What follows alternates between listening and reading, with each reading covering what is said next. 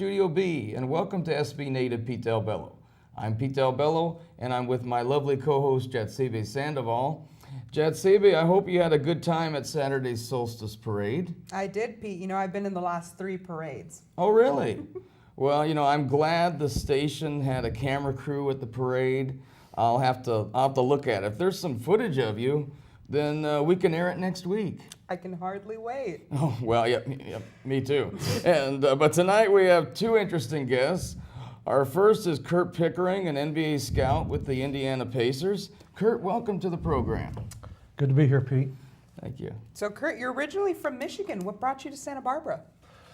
From Michigan, coached in Indiana, Dallas, Texas, Fort Worth, Texas, and then 1989, the Santa Barbara Islanders, which was a CBA team, and I was hired to put the organization together. And the Santa Barbara Islanders, and you have, I don't know if our camera can pick this up, this is a jersey of it. It was Jim Less's jersey? Jim Less.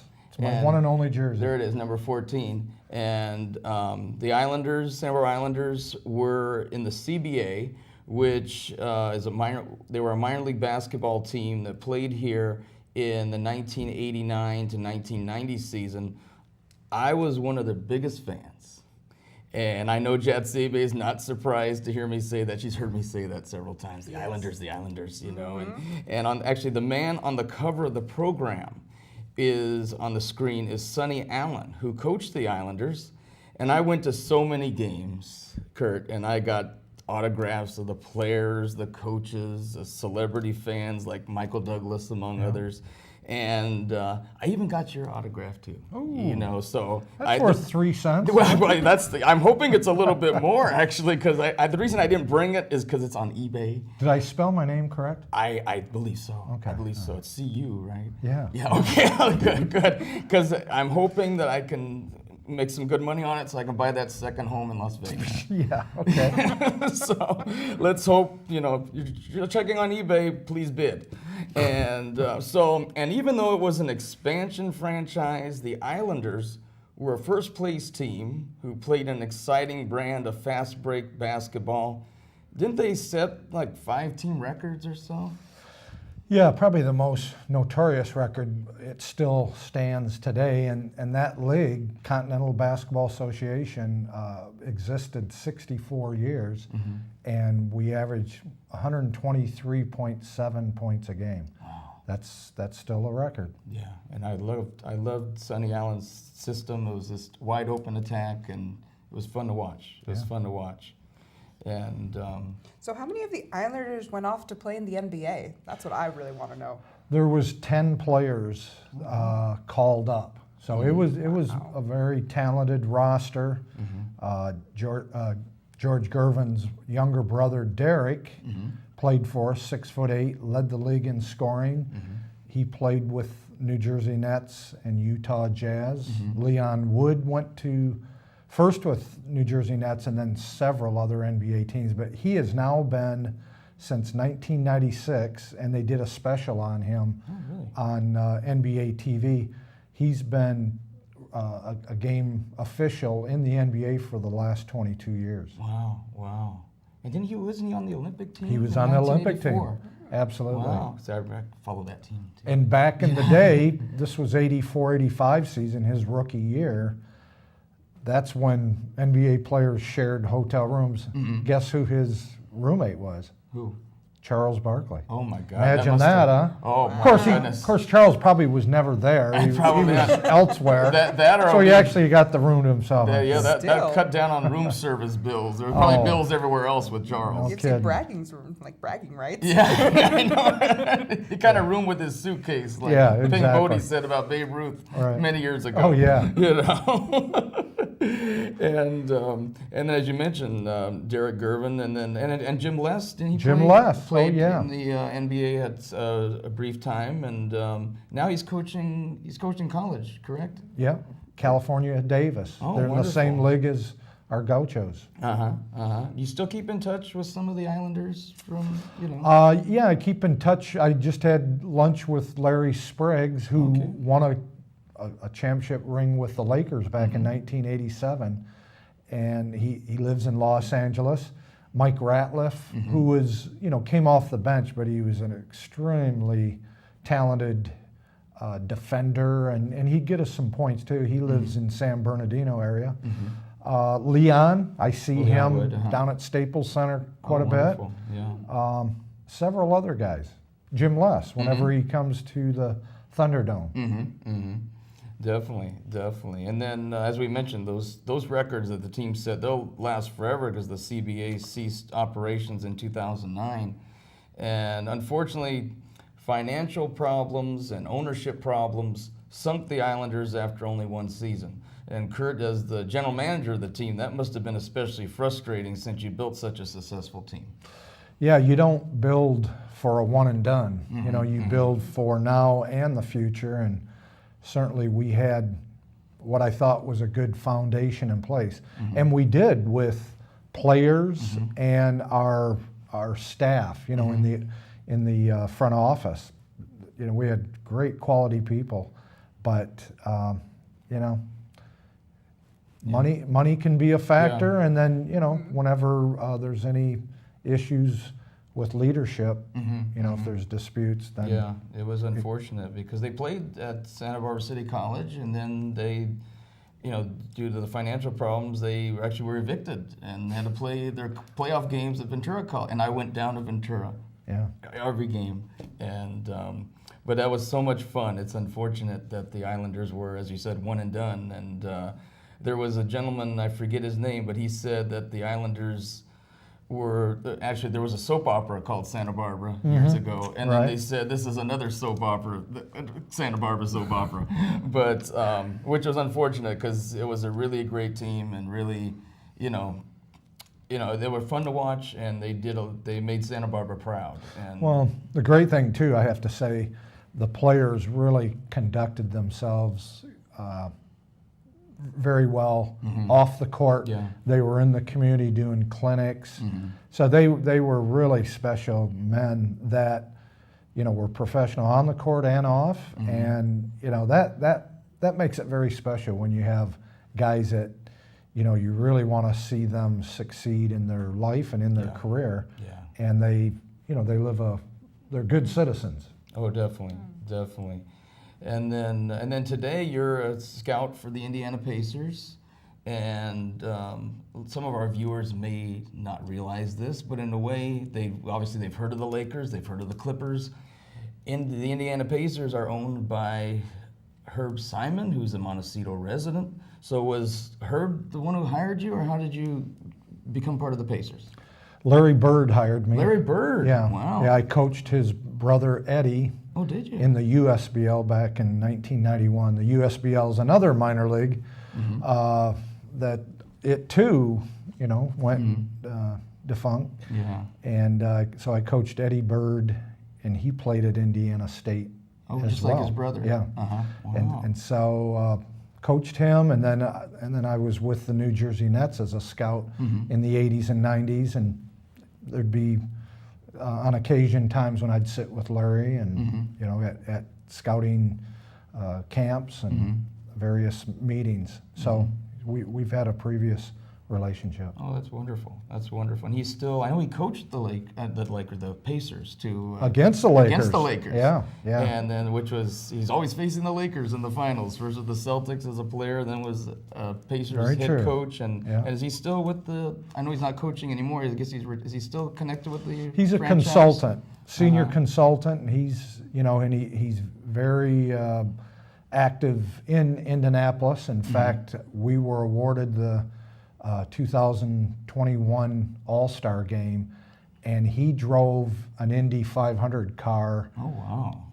I don't know that he drove it from Indianapolis to New York City, but last year about this time, when we made the bid for the All-Star game, he drove up to the NBA headquarters, the offices there, Oh, wow. In a NASCAR? yeah, kind of guy? Oh, my God. and so that that drew a lot of media attention. I would imagine. I know she would not let me drive one of those cars. No. I don't think the police would want me to drive one of those cars. I wouldn't get in the car with you. No, nobody. He's I guess lucky he has a license. I'm lucky. I'm lucky to drive. You do have a license? I do. Believe Can I it or see not, it? well, after the show, after I find it, after I get it back. Yeah. So and then you're basically a basketball lifer, I would say. You know, have you been over? I know you mentioned in the green room that you've been in over 30 countries in your career, and you ever think about writing a memoir or something? Because you got quite, I'm sure, a lot of stories to tell. Yeah, John Zant has written a few stories. You know, the sports writer yeah, for the Independent. You know, he's written a story on me when I was in Kuwait, and then the other story was when I coached in Venezuela. But yeah, I have had a few people say, "Man, you got so many stories to tell. Yeah. Write a book," and definitely. yeah, it could happen down the road. Definitely. That would be fun. That would be fun. And I know here on Channel 17 you co-host a show called Game Changer with life coach Michelle Harris, and that's I guess briefly, what's that the show about? That's just about, you know, having guests on and they sharing stories about their life, and it's you know, we try to present people who are inspiring, have a story to tell. I think everybody has a story to tell, and so it's people in the community. So there's a lot of great people that live in Santa Barbara, Montecito, Goleta, Summerlin, Carpinteria, you know, and so many that have touched my life, and so I like to recognize those heroes. Definitely, and you know, Curt, we could talk for hours, and I hope we can get you back on the show next month, and before the Santa Barbara Court of Champions event, which will be later on. We can talk about, you know, when you coached in Kuwait, because I know you're not surprised. I always do my research. Yeah. And Investigator. I didn't go to the games in Kuwait though, but I checked it. I did my research. You know what, I would love to see him ride up on a camel and you know, get off and then come on in and watch the game. The police would prefer me be on a camel than in a car. I don't know about that. Either way, it's the same amount of traffic. That's right. I'll be keeping things. I drive very slow or very fast. It's one or the other. She knows that it's pretty slow. What are you talking about? It's always been slow. It's always been slow. It goes below 50. Even on the freeway. Even on the freeway. They were going to pull me over on the freeway pretty soon for driving too slow. Well, I got pulled over when I said that about a camel. That's Oh, my not goodness. a negative. I was going to a game, and it was like 3-hour drive from Kuwait City. Oh my God. And a herd of camels stopped in the middle of the road. I had to just wait. Wow. I honked my horn. They could care less. Oh my God! Well, I tell you, True story. Well, we'll be finding out more about Kuwait and then the Pacers, story. the Breakers, my Lakers, and much more. And Curt, you know, thanks again for joining us. You're welcome. I appreciate it, Okay, and we'll be right back after a word from our sponsors.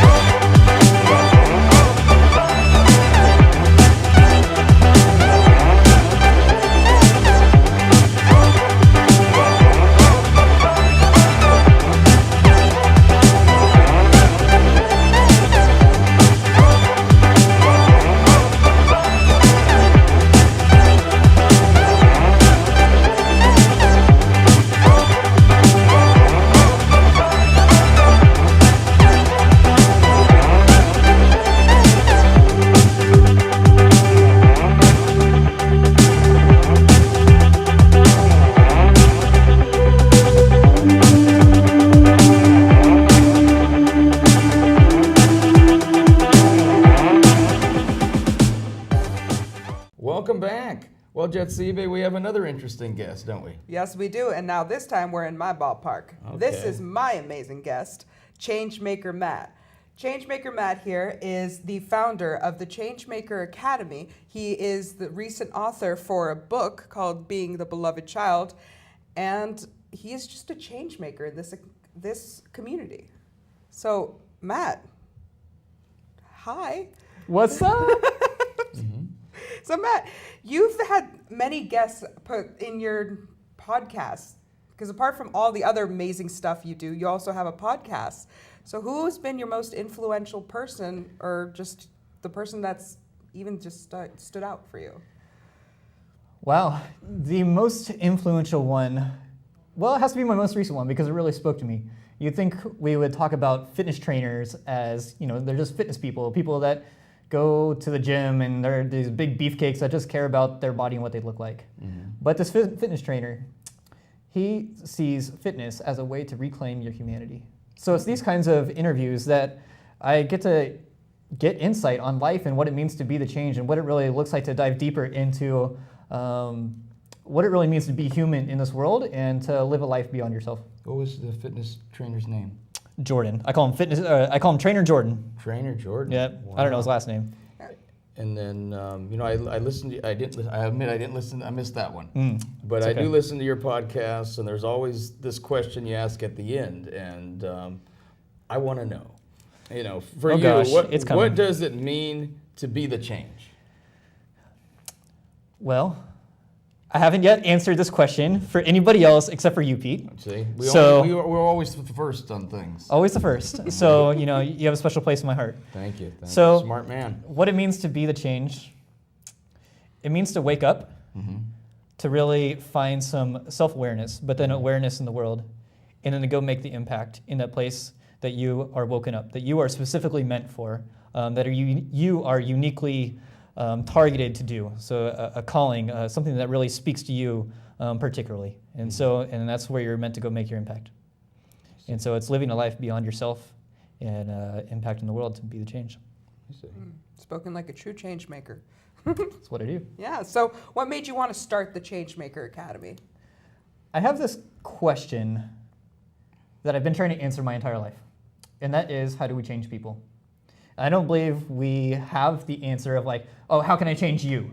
But it's, what is it that makes humans tick? What is it that is really going to drive us to be a better community, a better society, and to live in a common way that is peaceful and whole and just, and something that truly allows us to come together and feel the vibrancy and the abundance and the wholeness of what it means to really be human on this earth. Because we have limited time here, and, well, we need to live it as full as possible. I think that's something that we all can relate to. We all want that. We all want to live a full life. And it seems that people that would be listening to your podcast, it's not just listening to inspirational stuff, but it's also listening to your own journey of finding the answer to that. Absolutely. I mean, that's why I asked that question at the end, is what does it mean to be the change? All these questions are, I'm inviting people in to help me answer this question of what it means to be change and how do we find change. And I think we can all get some encouragement along the way, and there's always practical steps. And so that's what I hope to provide for people, is the practical steps to take those small steps, because change is just one step at a time. But then also the encouragement, because sometimes we're down, sometimes we don't have the confidence, sometimes we don't have the care in our community. Sometimes we're doubting ourselves because change takes a while. And so to carry that long vision and to carry that redemptive perspective. Have you always been this active and working with the community, trying to make the community better? Have you always been this active? No, I haven't. Or what motivated you to encourage society to work together and to have society work better? In other words, what inspired you to do that? Yeah. Well, this answer to this question really does go back my entire life. And so the person that impacted me when I was young was my sister. She had a brain tumor at the age of 8 and had a major stroke during the surgery, and essentially hit the restart button on her life. And so this left me with a very different perspective. I tell people I kind of matured a bit quicker. And so I saw the world a bit differently than most people my age and most people from where I came from.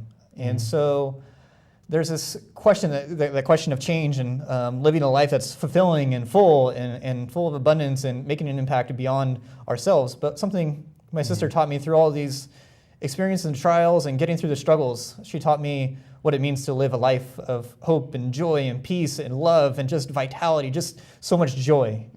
I can see that. And that left me with a question of what is a life worth living? And she showed me that it's a life living beyond yourself, making an impact. And whether it's, she would change people's days in the matter of moments. You know, it's 30 seconds with the grocery store lady, or it's the nurse that comes in and checks on her. And we have these things we call knee slappers because she just makes people laugh, and it just makes you want to slap your knee, you know. And so it's just like, you know, it's just so good. And so the joy and the love, it's a beautiful thing. And when you come into contact with something like that, it makes you want to change. Are you a Santa Barbara native, or where'd you come I'm to not. Santa I'm Barbara originally from the Bay Area, so Bay- East where? Bay. Yep, East represent. Bay. Yep, Oh, represent. where? Yep. Near Oaktown. Near Oaktown, that's right. Yeah, those are my old stomping grounds. Okay. See, and you're one of those community members where I keep telling Pete we need to have like a crown back here so we can like honorarily make you a Santa Barbara Aw, native. Thank you. So Yeah, here, right. just yeah. symbolic. I feel like this is my home. So yeah, it feels good to be here. That's So. great. And then besides the Changemaker Academy, I know that you're a supporter of restorative justice. Restorative justice. Now, yes. what has motivated you to be so passionate about this topic? I always ask the tough questions. Yeah, no, this is a good one. So restorative justice is commonly used in like prisons and alternatively with like suspensions in schools and expulsions, because it's an alternative way of dealing with conflict. I like to refer to myself in the way of a peacemaker. And so restorative justice is a way of making peace. It's focused on wholeness and peace, this idea of shalom, which comes from like the ancient Hebrew tradition, what it really means to have unity within the community. And so there's a different set of questions that restorative justice asks. And it asked, what is the healing for the harm that took place? So instead of, most commonly in our justice system, we ask how much time for the crime, what is the punishment that is needed for the wrong that took place. The other question asks how much healing, or what is the healing for the harm that took place? I see. And I believe that has a transformative aspect in it, in that it transforms our communities because it involves them in the process instead of just allowing the court to make the decision or the people that aren't really involved, aka lawyers, to make a financial investment in the decision. So, and I believe it really has the power to bring our community together. Okay. So, Matt, don't mean to switch the subject on you, but I just want the viewers to know. We got an alert about your new book that's coming out, and I just want people to know, where do we get this book? This book, you can go to changemakeracademy.co/beloved child. And it's that story of my sister that survived brain cancer, but not only survived, persevered, and came through it with joy and peace and love and continued to impact people around her. Does she live up north? She does. She still lives with my parents and goes to a young adult program and has jobs in the community, and she just loves people and loves to impact and make people's days brighter. So it's just a beautiful thing. That's great. So is she older or younger? We're pretty close in age, so she's 27, and so she's just been a ball of joy. So it's just fantastic. That's great. So you're close. That's We're for close. sure. Yeah, I tell people we're not close in the traditional sense, but I'm her number one fan and she's my number one fan. So You could feel the love right now. She must be honored that she must know about the book. She must be honored. she does. Yeah. She's really gonna enjoy it when she sees her the book in her hands and like this book is about me. So that's gonna be, I think, something special for her. And I announced the book on the day. I kind of made it a sentimental day. It was 20 years ago that she went in for that surgery for the brain tumor removal, and that day that she had a stroke, and I announced the book on that 20th anniversary of that day to redeem that day, because that day is no longer going to be a memory of something that was bad and made a tragedy in our lives, but it's going to be a day that brought joy and announced joy into the world and said this is a beautiful story and it is something that has been redeemed. Wow. Well, that's wonderful. That's wonderful, Matt. You know, I'm just. It's been great, Jetsi. We had two inspiring guests today. They're both very interesting, and we always have outspoken people. You probably figure that out. Yeah. You know, and it's always fun. It's always fun. And you know, Matt, I want to thank you for joining us. I'm going to mention our sponsors to help make this show possible. possible. Thank you, Mr. Mello, Pete DeBello. That's right. It's been special. Calling me mellow is like calling a fat person slim. If the shoe fits. The shoe does fit, yes. So I want to thank our sponsors that help make this show possible, such as Town Associates, Pani Vino, Via Vi, Dal Bello Investments, Tino's Italian Grocery. That's where we get these wonderful pizzellis, these great Italian cookies. Dr. David Inman, who is the best chiropractor in town. He's located downtown Santa Barbara, Victoria Court, Suite 24. Patrice Serrani, who's a realtor with Berkshire Hathaway on Coast Village Road. And Sheer Delights Lingerie and Associates at 422 North Melpas Street, Suite 2, where sensuality begins. The International Chiari Association, the Craftsman District, and Dal Bello Productions. I want to thank everyone for watching. Good night, everyone, and good night, Irene.